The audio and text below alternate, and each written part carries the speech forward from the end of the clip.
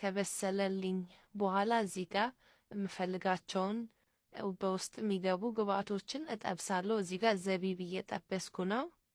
ያላችሁ እናንተ ሌላው ከሌላችሁ ዘቢብ ብቻና ኦቾሎኒ መጠቀም ትችላላችሁ። እዚህ ጋር ደግሞ ኩክ ነው የምጠቀመው።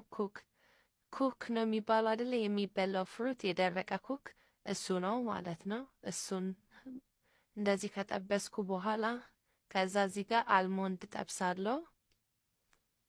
እንደነገርኳችሁ ነው። እናንተ ይሄ ሁላ ከሌላችሁ ዘቢብና ኦቾሎኒ አይታጣም እና እሱን ብቻ አድርጋችሁ መስራት ትችላላችሁ። እዚህ ጋር ደግሞ ካሹ ነው የምጠብስ ያለሁት። በውሃ 10 ደቂቃ ዘፍስፌው ነው የቆየሁት።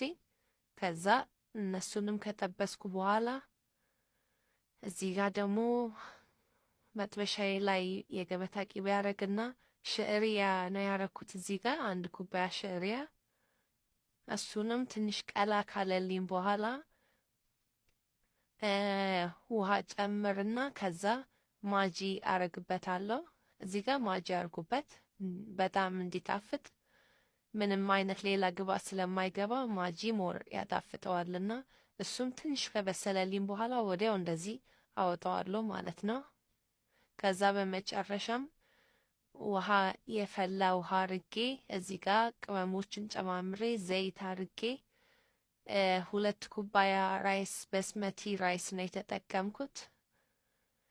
ራይሱን ባታበዙትም በቂ ነው። 1 ኩባያ ከግማሽ ካረጋችሁ በቂ ነው። እኔ ኤክስትራ ቀርቷል ራይሱ ማለት ነው። ሁሉንም መጨመር በውስጡ ስላልቻልኩ ብዙ ስለነበረ እነዛ መጀመሪያ የተጠቀምኳቸው ቅመሞች ደግሞ እንደዚህ ምንድን ነው የሚባሉት የራይስ ሲዝኒን ናቸው ማለት ነው የተጠቀምኳቸው። እናንተ ምንድን ነው የሄል ቃርፋ ምናምን አርጋችሁ ሩዙን ማብሰል ትችላላችሁ። እሱ ግዴታ አይደለም። ዘይት ብቻም አርጋችሁ ማብሰል ትችላላችሁ። እዚህ ጋር እንደምታዩት የማበስልበትን ፓትሪ በደንብ አርጌ የገበታ ቂቤ እቀባዋለሁ። ከዛ የምፈልገውን አልሞንድ ነው ካሹ አረግበታለሁ ከስር ማለት ነው፣ እንደ ዲኮር እንዲሆንልኝ ማለት ነው።